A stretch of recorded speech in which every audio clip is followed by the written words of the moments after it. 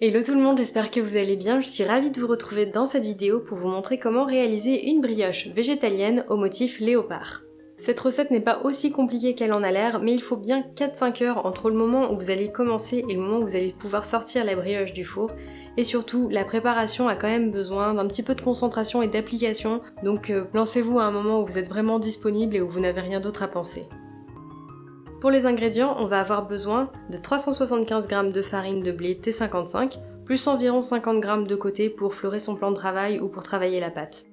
On a aussi besoin de 70 g de sucre, 25 g de fécule de maïs, 25 centilitres de lait végétal, moi j'utilise du lait d'amande sans sucre ajouté. On a ensuite besoin de margarine, j'en ai mis 70 g pour un produit avec un taux de matière grasse de 51%, mais pour une brioche plus moelleuse et moins sèche, je vous conseille plutôt d'utiliser 60 g de beurre de cacao. J'ai acheté le mien sur Aromazone, alors oui, ce sera un petit peu plus gras, mais ce sera vraiment meilleur avec un bon petit arrière-goût de chocolat. On a aussi besoin de 4 g de levure boulangère. J'utilise aussi de l'arôme de fleur d'oranger, mais vous pouvez utiliser du rhum, enfin tout ce que vous voulez. Je rajoute aussi un petit peu de vanille.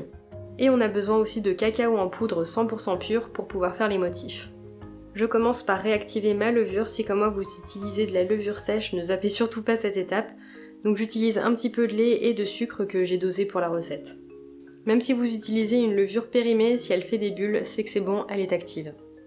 Ensuite, dans une casserole, je vais mélanger la fécule de maïs et le lait végétal, et une fois que la fécule est bien dissoute, je mets le tout sur le feu tout en remuant, et lorsque la texture épaissit, je retire du feu et j'ajoute ma margarine ou le beurre en fonction de ce qu'on veut utiliser, et je fais fondre le tout en remuant bien.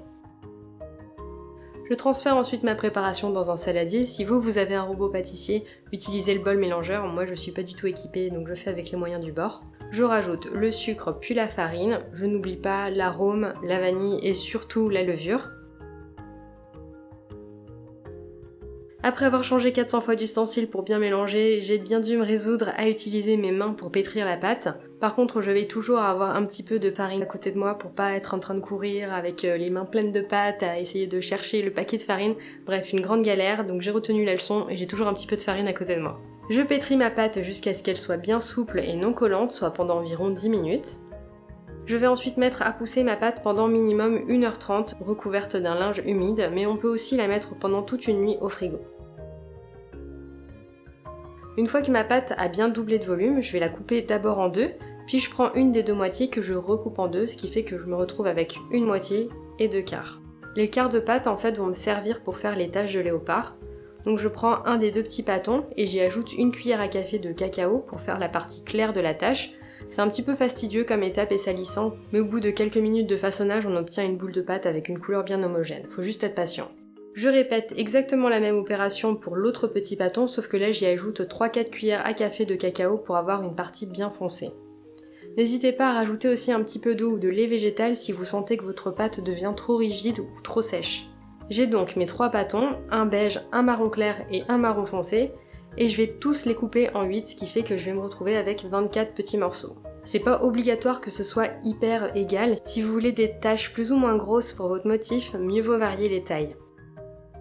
Là je vais vous montrer comment je fais une tâche, mais on va répéter 8 fois la même opération. Donc je prends un petit morceau de chaque couleur, et je vais tous les mettre sous forme de boudin. Ensuite je vais prendre le boudin le plus foncé que je vais légèrement aplatir, et au milieu je vais y déposer mon boudin marron clair. Je l'entoure du coup avec un petit peu de pâte marron foncé. Or c'est pas obligé que ça fasse complètement le tour, c'est comme vous voulez. Moi j'aime bien quand le motif fait une tache un petit peu ouverte et que la partie claire n'est pas totalement entourée. Ensuite je prends mon boudin de pâte nature et je vais l'aplatir au rouleau entre deux feuilles de papier sulfurisé. Et là par contre je vais totalement entourer mon boudin de pâte foncée.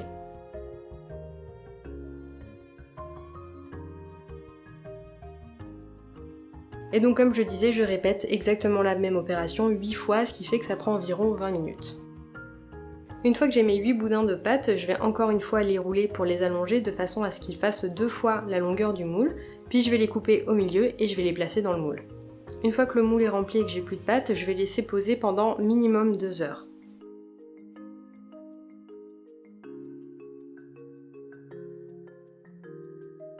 Avant la fin des 2 heures, je vais mettre mon four à préchauffer à 200 degrés et je vais ensuite pouvoir badigeonner le haut de ma brioche avec un petit peu de lait d'amande. Je place ma brioche au four et je la laisse cuire pendant 30 minutes. Après, les températures et les temps de cuisson, ça varie en fonction du four qu'on a. Je vous avoue qu'une fois que la brioche est cuite, c'est hyper dur de résister à la tentation de la couper tout de suite pour voir ce que donne le motif, mais je vous conseille quand même de laisser un petit peu refroidir 30 minutes et c'est bon. Voilà pour cette brioche, j'espère que cette vidéo vous a plu. Si vous refaites cette recette, n'hésitez pas à prendre une photo et à me taguer dessus sur Instagram ou à me l'envoyer sur Snapchat. Je vous ai mis tous les liens de mes réseaux sociaux en barre d'infos. Moi je vous fais plein de gros bisous et je vous dis à très bientôt dans une prochaine vidéo. Ciao!